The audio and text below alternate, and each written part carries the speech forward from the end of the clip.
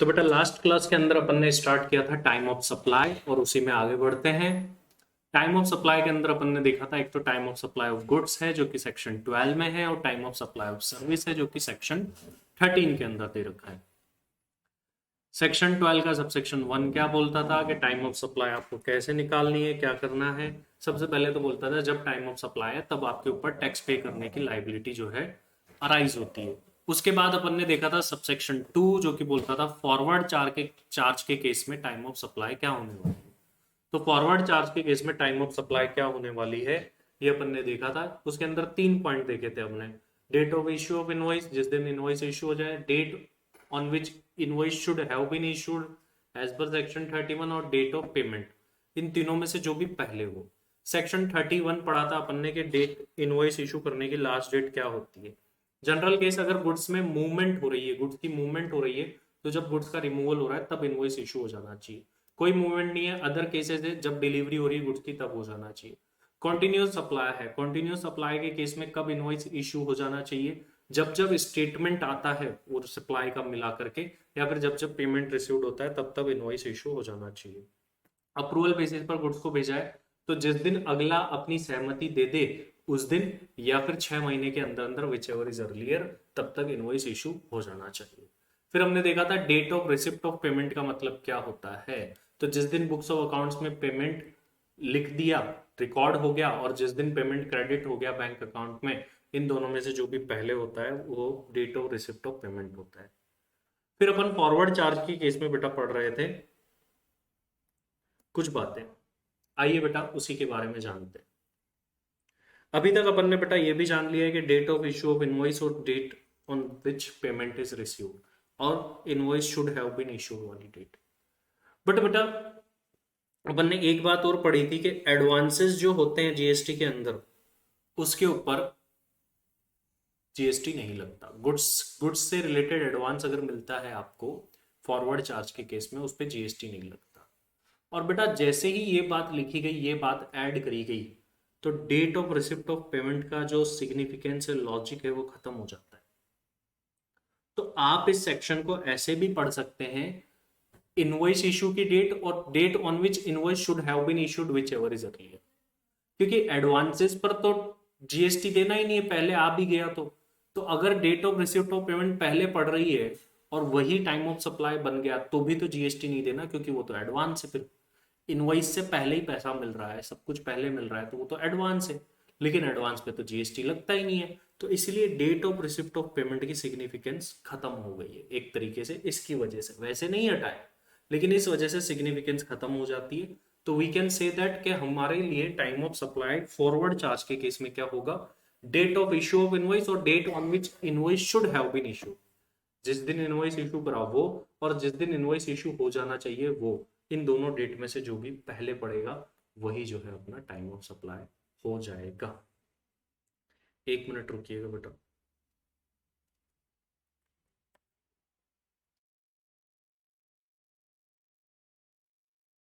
तो अपन ओवरऑल यूं कह सकते हैं बेटा,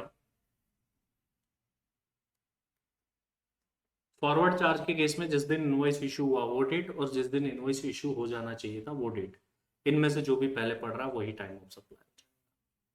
तो अब अपन ने यहाँ पर एक बात ऐड ऑन कर दी कि एडवांस पर नहीं लगेगा, तो logically now date of receipt of payment is not much useful as there is no GST on advance received for goods. तो जो 3 पॉइंट करते हैं उसकी जगह 2 ही पॉइंट में हमको जवाब मिल जाए। एक बात बेटा यहाँ पर और कही गई है, where the supplier of taxable goods receive an amount up to ₹1,000।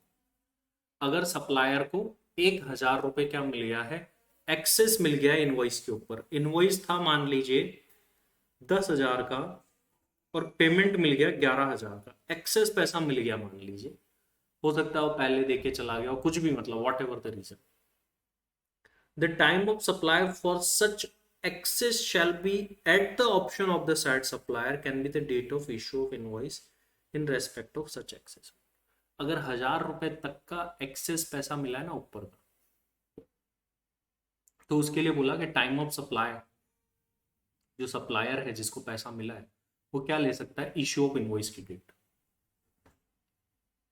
वैसे तो क्या होता है, इनवॉइस इशू की डेट और जिस दिन इनवॉइस इशू हो जाना चाहिए था, विच एवर इज अर्लियर।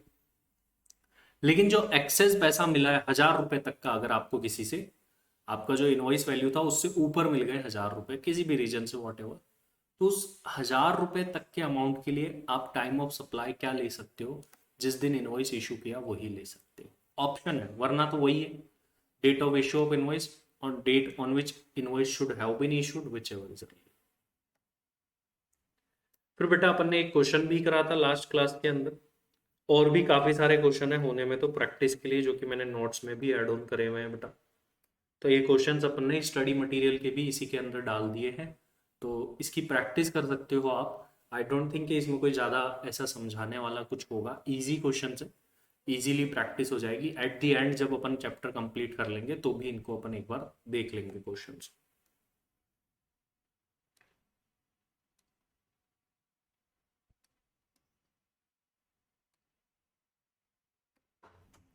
अभी आते हैं बेटा सेक्शन 12 सबसेक्शन 3 के अंदर। अभी अपन ने पढ़ा फॉरवर्ड चार्ज के अंदर कैसे टाइम ऑफ सप्लाई निकलेगा। फॉरवर्ड चार्ज में क्या होता है भाई, एक व्यक्ति गुड्स सेल करता है, एक व्यक्ति गुड्स परचेज करता है। सेलर जो है पैसे कलेक्ट करता है और जीएसटी जो कलेक्ट किया वो भर देता है। रिवर्स चार्ज के केस में क्या होता है, हमने पहले भी पढ़ा हुआ बेटा। रिवर्स चार्ज के केस में buyer is liable to pay tax. ये सेलर है, ये बायर है। जनरली टैक्स कौन पे करता है, सेलर। इसको बोलते हैं forward charge. But when buyer is liable to pay tax, कुछ केसेस ऐसे हैं, इसको क्या बोला जाता है, reverse charge.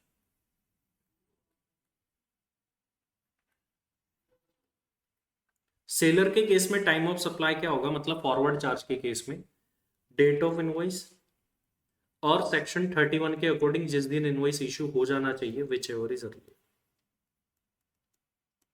Date of payment अब अपन नहीं बोलेंगे क्योंकि सिग्निफिकेंस खत्म है, एडवांस पर। अब बात है सर, रिवर्स चार्ज का केस है तो बेटा date of time of supply क्या लिया जाएगा। 3 पॉइंट है बेटा, तीनों पॉइंट निकालने पड़ेंगे। जिस दिन उसने गुड्स रिसीव्ड करे वो वाली डेट, जिस दिन उसने पेमेंट करा वो वाली डेट, और इनवॉइस इशू करने के बाद 30 दिन बाद जो डेट पड़ रही है वो वाली डेट। ध्यान से सुनो, 3 डेट, अभी प्रैक्टिकल एग्जांपल से भी सीखेंगे। जिस दिन गुड्स रिसीव करे बायर ने वो वाली डेट, जिस दिन उसने गुड्स के अगेंस्ट में पेमेंट करा वो वाली डेट, और जिस दिन इनवॉइस इशू हुआ उसके 30 दिन बाद की जो डेट पड़ रही है वो वाली डेट। ये 3 डेट निकाल के तीनों में से जो भी अर्लियर पहले पढ़ रहा हो वो। अब डेट ऑफ पेमेंट का मतलब क्या है, डेट ऑफ पेमेंट का मतलब क्या है, तो बोला इन 2 डेट में से जो भी पहले आ रही है ना वो। बोला जिस दिन बुक्स ऑफ अकाउंट्स में पेमेंट की एंट्री हो गई वो, या फिर जिस दिन बैंक अकाउंट से डेबिट हो गया वो डेट। इनमें से जो भी पहले हो वो ये माना जाएगा कि वो पेमेंट की डेट है। अगर अपन पीछे चले बेटा तो अपन ने रिसिप्ट ऑफ पेमेंट का मतलब पढ़ा था कि जिस दिन आपने पेमेंट को बुक्स ऑफ अकाउंट्स में रिकॉर्ड कर दिया वो और बैंक अकाउंट में क्रेडिट हो गया वो डेट क्या होगी आपकी, डेट ऑफ पेमेंट होगी। लेकिन यहां पर क्या हो रहा है बेटा, यहां पर डेट ऑफ पेमेंट अलग क्यों है, क्योंकि यहां पर recipient is liable to pay tax. Recipient को टैक्स देना है, ध्यान से समझो इस बात। तो डेट ऑफ पेमेंट यहां पर उल्टा बन गया कि रिसिपिएंट जिस दिन बुक्स ऑफ अकाउंट्स में पेमेंट की एंट्री कर रहा है वो वाला दिन, और जिस दिन उसके अकाउंट से पैसे डेबिट हो रहे हैं वो वाला दिन, विच एवर इज अर्लियर, वो हमारी क्या होगी, डेट ऑफ पेमेंट। और जिस दिन इनवॉइस इशू हुआ उसके 30 दिन बाद जो तारीख पड़ रही है वो वाली तारीख ले। और इनवॉइस नहीं तो आपने कोई भी वाउचर डॉक्यूमेंट कुछ भी दिया हो उसके जैसा, उसके बाद की 30 दिन बाद की जो है डेट ले लो। ये 3 डेट ले लो, जिस दिन गुड्स रिसीव्ड हो रहे हैं वो वाली डेट, पेमेंट की डेट, और 30 दिन बाद की डेट, इनवॉइस के 30 दिन। इन तीनों डेट में से जो भी पहले पड़ रहा होगा वही हमारा टाइम ऑफ सप्लाई होगा। और बेटा यहां पर बोला गया कि अगर इसके अकॉर्डिंग 12 सबसेक्शन 3 के अकॉर्डिंग टाइम ऑफ सप्लाई नहीं निकल पा रहा है तो फिर टाइम ऑफ सप्लाई ले लो date of entry in the books of accounts of the recipient. मतलब रिसीवर की बुक में जिस दिन एंट्री हुई है इस ट्रांजेक्शन से रिलेटेड वही ले लो। अभी अपन को लेकिन तीन चीजों पर ध्यान देना है, गुड्स रिसीव्ड करने की डेट, पेमेंट करने की डेट और 30 दिन बाद की डेट। इन तीनों में से जो भी पहले आएगा वो टाइम ऑफ सप्लाई। जैसे एक एग्जांपल देखते हैं, देखो बेटा 4 मई को supplier invoices goods taxable on reverse charge basis to Bridge and Company. 30 days from the date of issue of invoice elapse on June 3। मतलब सप्लायर ने बिल बनाया है, किसको? ब्रिज एंड कंपनी को बिल बनाया है, रिवर्स चार्ज बेसिस पर है, मतलब ब्रिज एंड कंपनी को टैक्स देना है। 4 मई को बिल बनाए, 30 days from the date of issue of invoice आ रहा है 3 जून को, इनका जो आ रहा है। गुड्स रिसीव की डेट है 12 मई और पेमेंट की डेट है 30 मई। टाइम ऑफ सप्लाई बता सकते हो क्या बेटा? क्या होगी इस केस में? टाइम ऑफ सप्लाई क्या होगी? तो सर 3 डेट। पहली बात, date of receipt of goods, goods किस दिन रिसीव्ड हुए सर? 12 मई।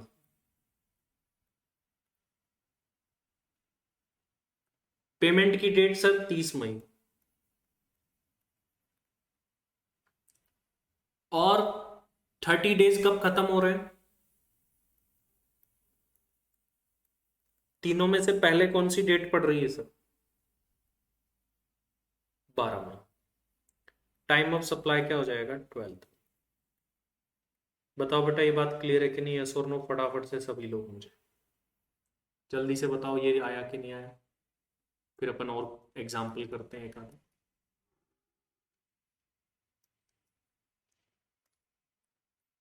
चलो एक एग्जाम्पल और आपके सामने।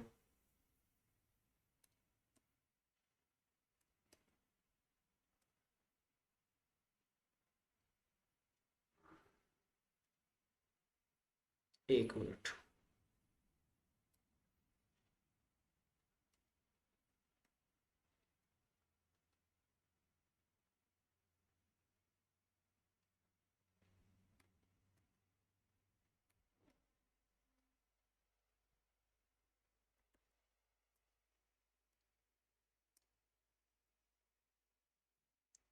यस बेटा, टाइम ऑफ सप्लाई निकालो इस केस में।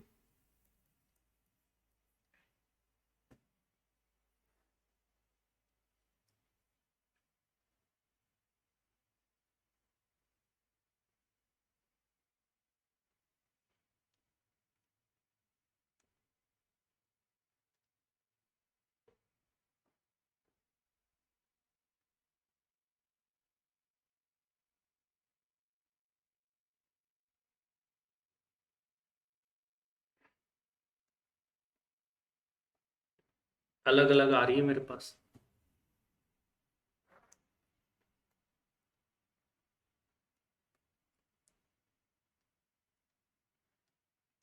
सर सबसे पहले date of receipt of goods, goods receive करने की डेट क्या है?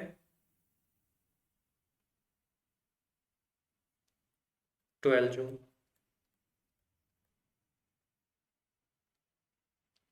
डेट ऑफ पेमेंट 3 जुलाई। 30 डेज बाद की डेट 3 जून। बता दो टाइम ऑफ सप्लाई क्या आ जाएगा?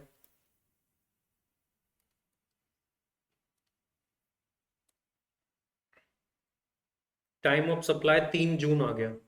अब मुझे बताओ इस टैक्स को जमा कब तक कराना है? इस टैक्स को जमा कराने की तारीख बताओ, तब तक मैं और एग्जांपल आपको देता हूं। टाइम ऑफ सप्लाई आ गया, इस टैक्स को जमा कब तक कराना होगा?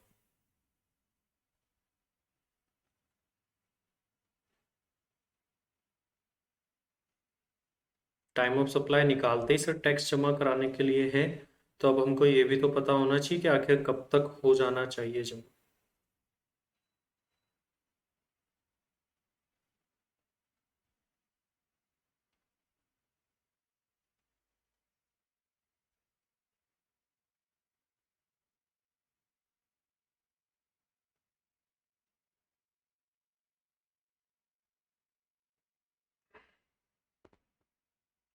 चलिए बेटा देखो एक और एग्जाम्पल करते हैं। यस बेटा, इसको अगले महीने की 20 तारीख तक हमको जमा करा देना होता है। जिस महीने में टाइम ऑफ सप्लाई आई उसके अगले महीने की 20 तारीख तक आपको ये जमा करा देना होता है टैक्स। चलो एक केस देखते हैं। डेट ऑफ इनवॉइस,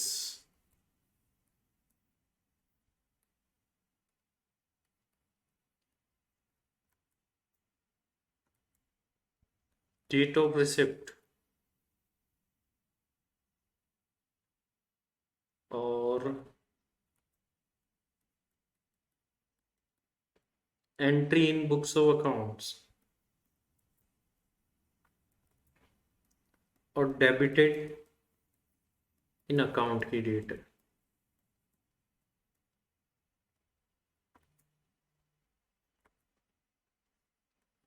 30/11/2018 ये डेट है।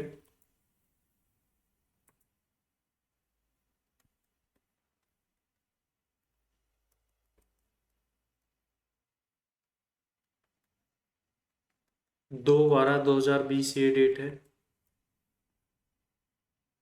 एंट्री हुई 25/11/2020 को। डेबिट हुआ अकाउंट से। टाइम ऑफ सप्लाई निकाल सकते हो क्या?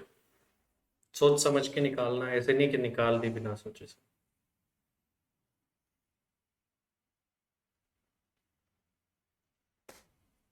सोचो और फिर निकालो, तीनों पॉइंट निकालो पहले तो।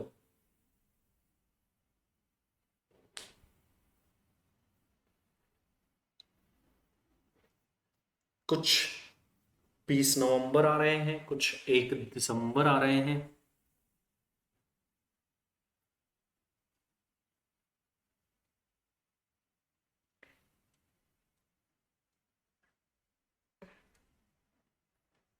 चलिए लेट्स सी, आपने निकाला, अब अपन देखते हैं।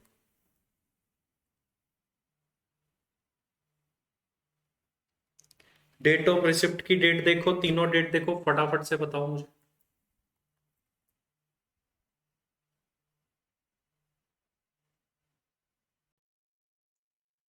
चलिए बेटा, तो सबसेक्शन 4 की तरफ बढ़ते हैं। सबसेक्शन 4 क्या है?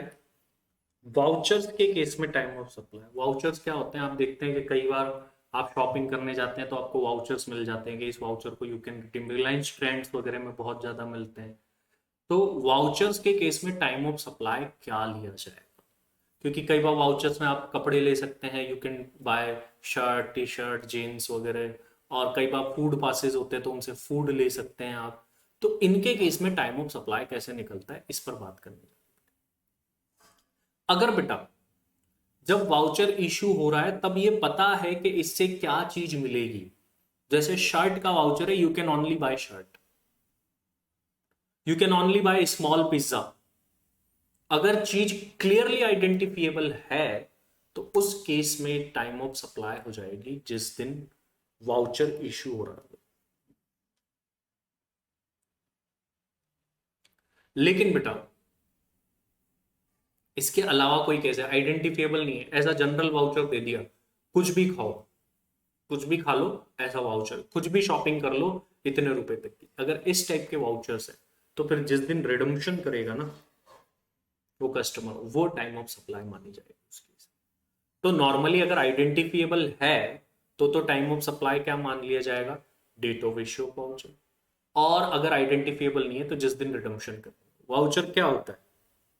Instrument that can be exchange as a payment of goods of services the designated value, मतलब पेमेंट की जगह वो एक्सेप्ट हो जाता है। एग्जाम्पल देखते हैं बेटा, जैसे मान लो एक फूड पास है और इस फूड पास से आप कोई भी आइटम खरीद सकते हो, कोई सा भी फूड आइटम खरीद सकते हो। तो क्या सप्लाई आइडेंटिफिएबल है? नहीं है सर, इस केस में सप्लाई आइडेंटिफिएबल नहीं है। तो टाइम ऑफ सप्लाई क्या मानेंगे? रिडम्पशन ऑफ वाउचर की डेट, जिस दिन रिडम्पशन। लेकिन मान लो वहीं एक शर्ट का कूपन मिला, आइडेंटिफिएबल है शर्ट का कूपन, तो फिर जिस दिन वाउचर इशू हुआ वही क्या मान ली जाएगी? Time of supply. तो आपको पता है कि ये किस चीज का स्पेसिफिकली वाउचर है, तो वही टाइम ऑफ सप्लाई। पता नहीं है, पता नहीं है, तो फिर जब रिडम्पशन होगा वो टाइम ऑफ सप्लाई। देखो और एग्जांपल देखते हैं बेटा। ए लिमिटेड सेल करता है food coupon to a company. एक कंपनी को A limited food coupon sale करता है। उससे क्या होता है, कंपनी क्या करती है, ये कूपन अपने एम्प्लॉइज को दे देती है, और वो एम्प्लॉय क्या कर सकते हैं, इन कूपन को रिडीम कर सकते हैं आउटलेट्स पर जाकर के, जिस भी शोरूम के वो आउटलेट्स है, जिस भी कंपनी के। अब यहां पर वो कुछ भी जाकर के खा सकते हैं, कर सकते हैं। तो इस केस में आइडेंटिफिएबल नहीं है कि कौन से फूड का किस चीज का है, ठीक है।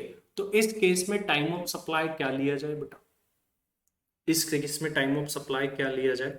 जिस दिन रिडीम करेगा एम्प्लॉय वो डेट। वहीं देखो एक और एग्जांपल है, एक कंपनी है परफेक्ट पिज्जा नाम की। वो क्या करती है, क्रिसमस वीक में एक ऑफर चलाती है कि लार्ज पिज्जा के साथ में अगर आप तुम 20 रुपए ओनली एक्स्ट्रा दोगे, ठीक है, तो तुम एक स्मॉल पिज्जा और ले सकते हो। ये ऑफर कब तक चलेगा? 5 जनवरी तक चलेगा। सिर्फ 20 रुपए में स्मॉल पिज्जा का वाउचर मिल जाएगा। सप्लाई आइडेंटिफिएबल है कि नहीं? स्मॉल पिज्जा ले सकते हो, आइडेंटिफिएबल है, बिल्कुल एग्जैक्ट क्या ले सकते हो। तो इस केस में टाइम ऑफ सप्लाई क्या हो जाएगा? Date of issue of voucher. जिस दिन वाउचर इश्यू हुआ वही आपकी टाइम ऑफ सप्लाई। चलिए बेटा, इसके बाद में अपन चलते हैं सबसेक्शन 5 के अंदर। बड़ा सिंपल सा सेक्शन है, सबसेक्शन 5 6 एक साथ ही बता देता हूँ। अगर सबसेक्शन 2 से, सबसेक्शन 3 से और सबसेक्शन 4 से टाइम ऑफ सप्लाई नहीं निकल पा रहा है, तो फिर उस केस में टाइम ऑफ सप्लाई क्या होगी? अगर उस व्यक्ति के पीरियोडिकल रिटर्न्स जाते हैं तो जिस दिन रिटर्न फाइल करेगा वही टाइम ऑफ सप्लाई। अगर वो पीरियोडिकल रिटर्न फाइल करता है, हर महीने उसके रिटर्न जाते हैं, तो जिस दिन वो रिटर्न फाइल करेगा वही टाइम ऑफ सप्लाई। लेकिन एनी अदर केस है, वही पीरियोडिकल रिटर्न नहीं जाते तो जिस दिन टैक्स पे करेगा वही time of supply. Periodical return जाते हैं तो जिस दिन रिटर्न जाएगा वही time of supply. Periodical return नहीं जाते तो जिस दिन टैक्स पे करेगा वही time of supply. That's it. Subsection 6 क्या बोलता है? अगर कोई सप्लायर बायर से कुछ एक्स्ट्रा चार्जेस ले रहा है, इंटरेस्ट, लेट फीस, पेनल्टी के, भाई तुम इतने दिन में पेमेंट कर देना, इतने दिन में पेमेंट नहीं करे तो इंटरेस्ट लूंगा, लेट फीस लूंगा, पेनल्टी लूंगा। तो जो गुड सेल करे वो तो नॉर्मली निकल जाता है फॉरवर्ड चार्ज के थ्रू, लेकिन ये जो इंटरेस्ट, लेट फीस, पेनल्टी लेते हैं, इनकी टाइम ऑफ सप्लाई कैसे निकली? तो बेटा इनकी टाइम ऑफ सप्लाई कैसे निकाली जाएगी? जिस दिन इनका पैसा मिल रहा है, जिस दिन वो इंटरेस्ट, लेट फीस, पेनल्टी मिल रही है, वही उसकी टाइम ऑफ सप्लाई। जैसे एग्जांपल से पढ़ते हैं। रामू ने शाम को गुड सेल करे 6 जून को, एक कंडीशन के साथ कि 2% पर मंथ की रेट से तुमसे इंटरेस्ट ले लूंगा अगर 15 दिन में पेमेंट नहीं कर। तो गुड्स वगैरह डिलीवर्ड हो गए 6 जून को, इनवॉइस भी इशू हो गया इस दिन। शाम ने कंसिडरेशन 6 जुलाई, एक महीने बाद पे कर। तो बेटा ये गुड्स के लिए तो टाइम ऑफ सप्लाई जिस दिन इनवॉइस इशू हुआ वही एज पर सबसेक्शन 2 6 जून हो जाएगा। और वहीं जो इंटरेस्ट लिया है ऊपर से, क्योंकि 15 दिन बाद पेमेंट करा है, तो इंटरेस्ट के लिए टाइम ऑफ सप्लाई क्या हो जाएगा? 6 जुलाई, जिस दिन पैसा रिसीव हो रहा है इंटरेस्ट।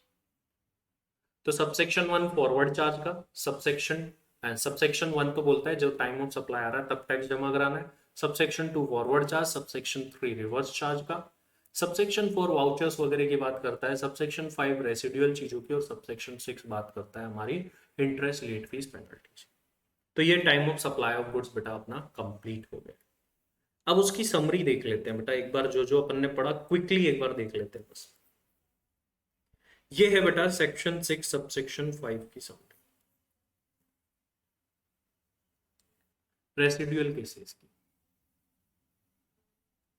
अगर कुछ भी नहीं होता है तो फिर अभी अभी अपन ने बात करी थी, अगर 2 3 4 तीनों ही नहीं लिख पा रहे हैं तो फिर टाइम ऑफ सप्लाई क्या होगा? अगर पीरियोडिकल रिटर्न भरता है तो रिटर्न की डेट, अगर नहीं भरता है तो फिर जिस दिन टैक्स पे होगा वो वाली। सबसेक्शन 6 पढ़ा, अगर एडिशनल चार्जेस लेते हो, इंटरेस्ट, लेट फीस, पेनल्टी के नाम के, तो टाइम ऑफ सप्लाई क्या होगा? जिस दिन वो पैसा रिसीव्ड कर रहे हो। इसके अलावा बेटा अपन ने बात करी थी सबसेक्शन 2 फॉरवर्ड चार्ज के केस में जिस दिन इनवॉइस इशू हुआ वो वाली डेट और जिस दिन इनवॉइस इशू हो जाना चाहिए था वो वाली डेट एज पर सेक्शन 31, दोनों में से जो भी पहले हो, ये वाली बात याद रखनी है। डेट ऑफ पेमेंट अब सिग्निफिकेंस नहीं रहा। रिवर्स चार्ज के केस में अपन ने क्या बात करी थी, जिस दिन गुड्स रिसीव हो रहा है वो वाली डेट, जिस दिन पेमेंट हो रहा है वो वाली डेट, एंड इनवॉइस इशू के बाद 30 दिन बाद की डेट, मतलब 31वें दिन की डेट, तीनों में से जो भी पहले हो। पेमेंट वाली डेट का मतलब क्या है, जिस दिन बुक्स ऑफ अकाउंट्स में एंट्री कर रहा है रेसिपिएंट पेमेंट की वो वाली डेट, और जिस दिन उसके बैंक अकाउंट से डेबिट हो रहा है वो वाली डेट, दोनों में से जो भी पहले हो वो डेट ऑफ पेमेंट। वाउचर्स के केस में क्या था बेटा, अगर आइडेंटिफिएबल है पहले से ही तो जिस दिन वाउचर इशू कराओ वही हो जाएगा, आइडेंटिफिएबल नहीं है तो जिस दिन रिडम्पशन हो रहा है वो क्या हो जाएगा, आपका टाइम ऑफ सप्लाई हो जाएगा। उसके बाद में अपन ने पढ़ा था एक चीज कि एडवांसेस के ऊपर जीएसटी नहीं लगेगा, ये बात अपन ने पढ़ ली थी। और रिवर्स चार्ज के केस में अपन ने पढ़ा था कि अगर इस मेथड से वो तीनों डेट से नहीं निकल पा रहा है, नहीं हो पा रहा है, तो फिर टाइम ऑफ सप्लाई जिस दिन एंट्री हो रही है रिसिपिएंट की बुक्स में इस ट्रांजेक्शन से रिलेटेड वही टाइम ऑफ सप्लाई। तो बेटा ये था अपना time of supply of goods, और time of supply of service भी मोस्टली सेम है, वहां पर भी कोई प्रॉब्लम एज सच नहीं है, बस थोड़ा सा एक्स्ट्रा पढ़ना है। चलिए बेटा, तो अपना ये टॉपिक हो गया कंप्लीट। नेक्स्ट क्लास में अपन इससे आगे time of supply of service पढ़ेंगे।